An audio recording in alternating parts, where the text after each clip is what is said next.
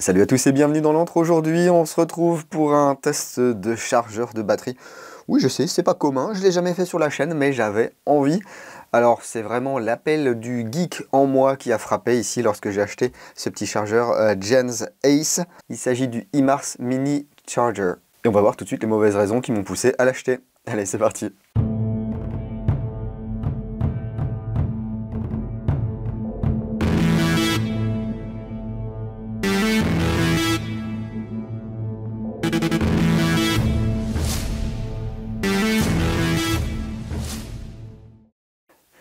J'ai acheté ce petit Gens Ace IMARS Mini Charger 51 € il y a quelques temps sur Taiwan Gun.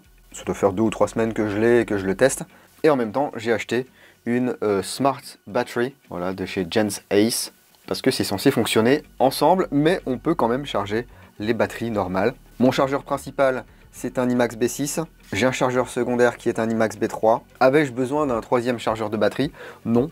Mais je voulais tester et il parlait effectivement de ces batteries intelligentes. Je trouvais ça intéressant de voir de quoi il s'agissait. Donc je vous l'ai dit, 51 €, c'est livré dans une petite boîte comme ceci, où on nous précise que c'est de l'USB-C. Vous voyez, ça se présente comme ceci. Alors, on vous dit que c'est une solution de chargement intelligente, facile à utiliser et avancée. Voilà, une meilleure expérience de charge, parce que la charge d'une batterie peut être une expérience. Alors, la combinaison de signaux lumineux et de LED vous aide à comprendre les conditions anormales. Le connecteur intelligent G-Tech peut identifier les paramètres de charge des batteries intelligentes et peuvent commencer directement à charger lorsque vous connectez la batterie. On peut changer le firmware via le port USB-C. On peut charger des LiPo, des LiFe, des LiHV jusqu'à 4 cellules et des NiMH jusqu'à 12 cellules, donc 12 éléments. Voilà, c'est simple et c'est également compatible avec les batteries qui ne sont pas les batteries intelligentes de chez Gens Ace, hein, bien sûr. Voilà, donc ouvrons cette boîte dans laquelle nous allons trouver un manuel qui est très complet mais qui n'est pas en français. Voilà. Il y a anglais, allemand et certainement chinois, mandarin. Enfin, je fais pas les différences entre les deux.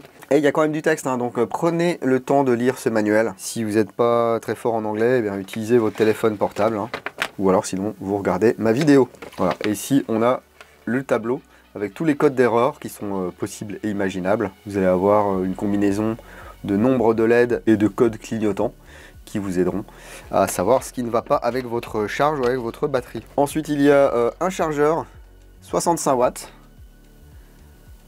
Voilà. Avec ici un port USB-C. Ici des câbles.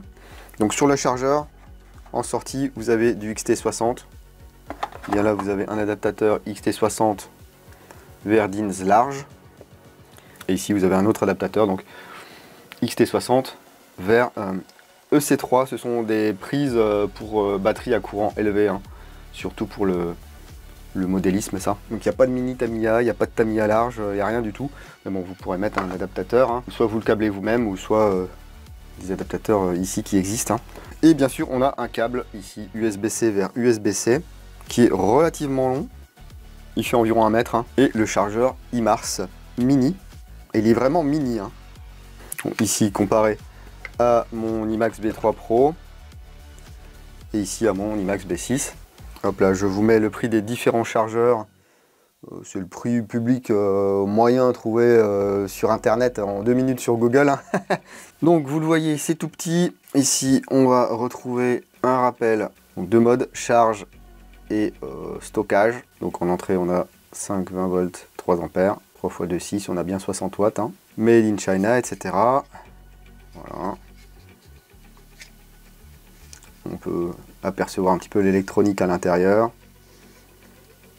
Ici donc la sortie de 2,5 à 18 volts.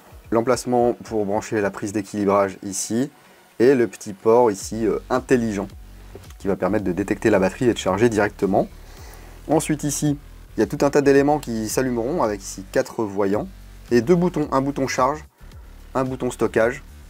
Et on peut voir, hein, LiPo, LiHV, LiFe, NiMH. Il n'y a pas de Li-ion, on ne peut pas charger les Li-ions avec ce chargeur. Alors pour ceux qui ne connaissent pas, la LiHV c'est de la LiPo mais high voltage. C'est pour tout ce qui est radio commandé. Voilà. Donc on va brancher ce petit chargeur. J'ai justement une prise, est-elle située à 1 mètre de moi. Hop, voilà, ça bip.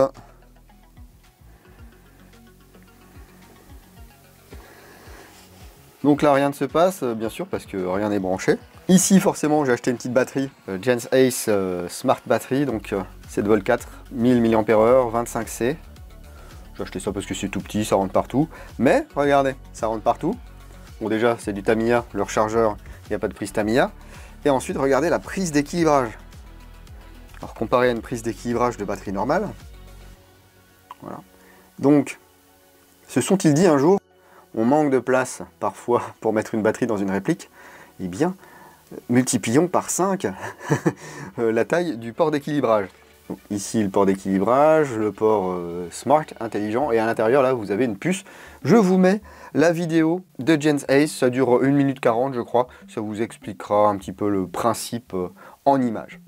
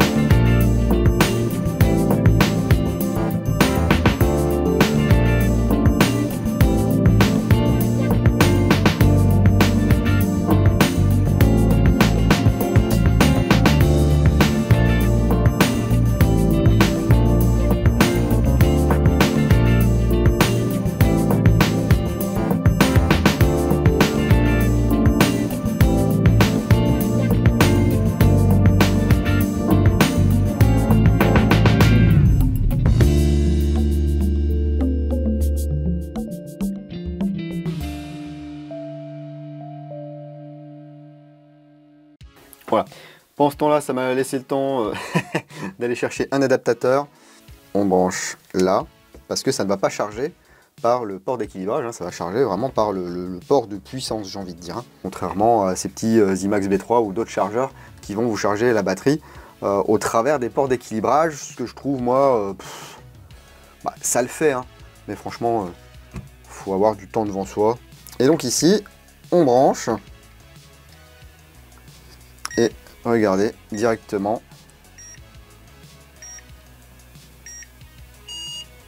Hop. Ça a allumé ici l'hypo.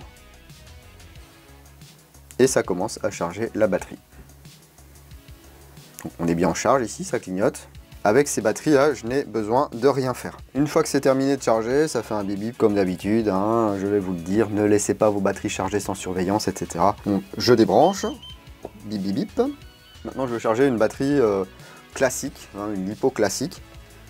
Donc ici je branche, ça charge directement en mode équilibrage. Vous savez, sur l'IMAX B6, pour ceux qui ont un IMAX B6, vous avez un mode de charge normal et un mode de charge équilibrage.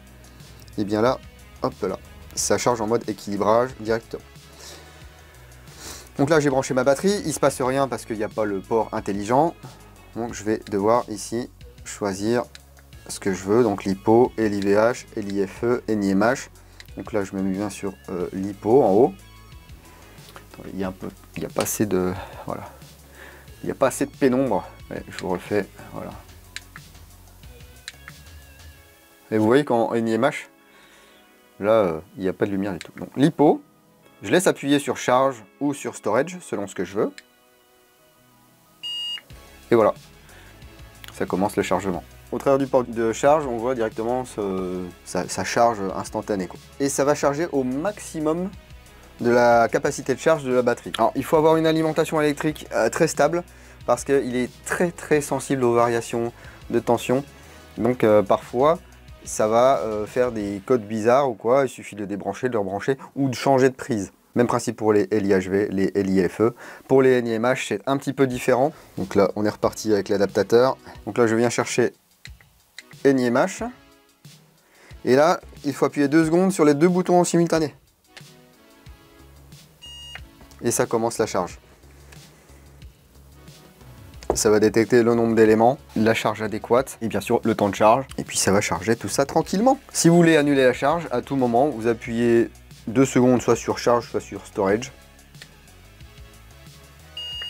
Et voilà, ça annule la charge. Pas besoin de tout débrancher comme un barbare.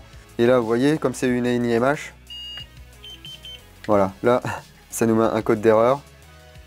Si je rappuie sur les 2 boutons en même temps, ça va recommencer la charge. Donc vous le voyez, c'est très simple d'utilisation. Mais est-ce que ça peut remplacer un IMAX V6? Est-ce que ça peut remplacer un IMAX B3? Alors pour tout vous avouer, l'IMAX B3 c'est pas un chargeur qui a vraiment mes faveurs. Moi je l'utilise en appoint pour charger ce type de batterie. Vous savez les petites batteries là qui servent pour le HPA. On arrive, on branche directement au port de charge et puis ça va charger très lentement parce que là on a un max charge current 800 mAh. Puis bon ouais, ça fait cheapo c'est tout. Alors après ça fait le job, hein. Vous voyez on peut faire 2 ou 3 éléments. Effectivement c'est compact et tout.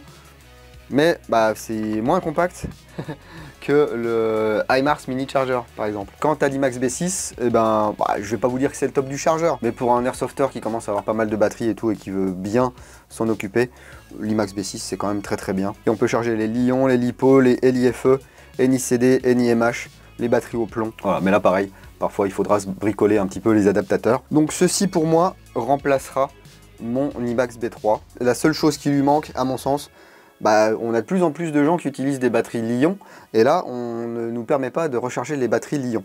C'est bien dommage. Le fait également que c'est très sensible. Alors c'est un bien et c'est pas bien parce que parfois vous allez mettre une batterie à charger. Il faut être honnête, on ne reste pas tous le nez sur sa batterie pendant que ça charge. Et bien vous allez revenir peut-être 1 heure ou 2 heures après et vous verrez qu'il y a un code erreur parce qu'il y a une petite fluctuation et tout dans le courant ou dans la tension de votre maison et il se sera mis en sécurité. Donc la mise en sécurité, elle est sensible, tant mieux, ça permet d'éviter les incendies par exemple, hein, ou des charges et des décharges qui se passent mal. Donc assurez-vous de ne pas brancher ça sur 4 multiprises reliées entre elles et tout. Voilà, une bonne vieille prise à la cave, là, une prise blindée là, ça fera bien l'affaire. Et j'en reviens à ces batteries intelligentes, parce que c'est un chargeur qui va avec ces batteries intelligentes. Pour moi, franchement, c'est pas quelque chose d'essentiel. C'est quoi l'idée? Éviter une étape, juste brancher la batterie et puis dire ah ben oui, c'est pas une lipo, je sélectionne pas lipo, ça va le détecter tout seul. Avoir une charge adaptée au type de batterie grâce à la puce intégrée. Bah oui, mais on nous dit aussi que sans la puce intégrée, on peut avoir une charge qui est idéale avec une batterie normale. Ça va prendre plus de place dans nos répliques. Voilà, ça, il faut le caser dans un tube de crosse ou sous un garde-main. C'est pas facile, hein. Et là, c'est dommage parce que le format de la batterie, là, est excellent. Alors certes, vous allez me dire, c'est une 7V4, 1000 mAh. Oui, ça, je mettrais ça dans une réplique Tokyo Marui, par exemple. Mais, voilà, il va falloir caser ce gros port intelligent. C'était bizarre cette phrase, mais il va falloir caser justement cette pièce dans la réplique.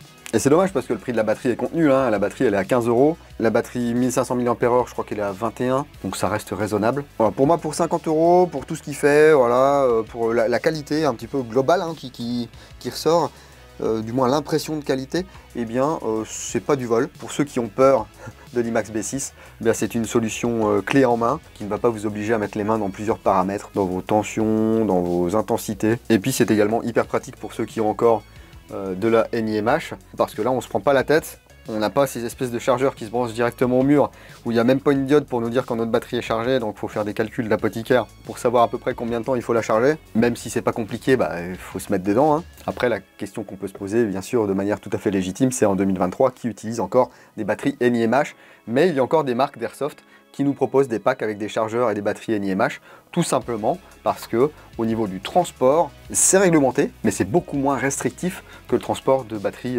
LiPo. Bon, n'hésitez pas à me dire ce que vous pensez de ce petit chargeur. Est-ce que vous-même vous l'avez acheté et vous l'avez testé? Qu'est-ce que vous utilisez pour charger vos batteries? Ça peut être intéressant de le savoir. Eh bien, dites-nous tout dans l'espace commentaire de cette vidéo. Si cette vidéo vous a plu, n'hésitez pas à lâcher le petit pouce vers le haut qui va bien. Si ça ne vous a pas plu, le petit pouce vers le bas. Et puis si vous voulez plus de contenu, n'hésitez pas à vous abonner et à activer bien sûr la petite clochette de notification. Et si vous trouvez que vous avez trop de notifications sur YouTube, eh bien... Bah voilà, vous voyez, elle est chargée. Si vous trouvez que vous avez trop de notifications sur YouTube, le meilleur moyen de ne rien louper de ce qui se passe dans l'antre, c'est de me suivre sur Instagram, sur Facebook, sur Twitch et sur www.l'antrededingo.com. N'hésitez pas à lire la description de la vidéo, il y a plein de liens utiles et de codes promo. Je fais le petit passage vers le remerciement de tous mes tipeurs. Merci beaucoup pour votre soutien, il est très apprécié, mais je rappelle bien sûr que le contenu ici reste gratuit et que vous n'êtes pas obligé de contribuer. Enfin, d'ailleurs, vous êtes au courant parce que sur 55 000 abonnés, il y en a 8 qui typent. En tout cas, prenez soin de vous. Si vous allez en jeu le week-end prochain, n'oubliez pas, jouez sérieusement, mais sans vous prendre au sérieux. Et moi, je vous dis à bientôt dans l'Antre du Dingo. Bise.